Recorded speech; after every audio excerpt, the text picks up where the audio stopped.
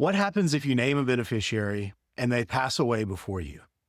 This is one of those situations that people don't always think about, but it comes up more often than you might expect because life changes. People pass away, relationships shift, and sometimes plans just don't get updated. So let's walk through what actually happens.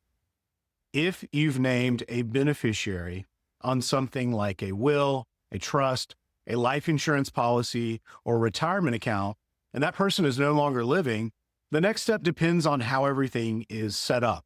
Sometimes there's a backup, what we call a contingent beneficiary. If that's in place, things can still move forward relatively smoothly. But if there's no backup named, that's where things can start to break down.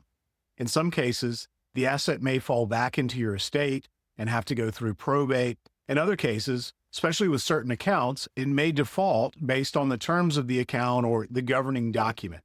And sometimes it creates confusion. Family members may not be sure what was intended.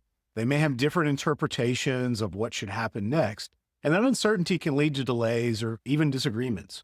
I've seen situations where a plan looked perfectly fine on paper, but because one piece wasn't updated, it created complications that could have easily been avoided. Now, here's the bigger takeaway. Estate planning is not a one-time event. It's something that should evolve as your life evolves. A good plan anticipates change. It includes backup options.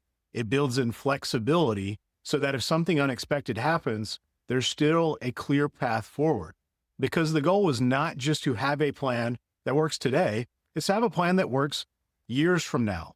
So if it's been a while since you've reviewed your beneficiaries, whether that's on your documents or your accounts, this is a great reminder to take a look. A small update today can prevent a lot of confusion later, and it helps ensure that your plan actually does what you intended it to do.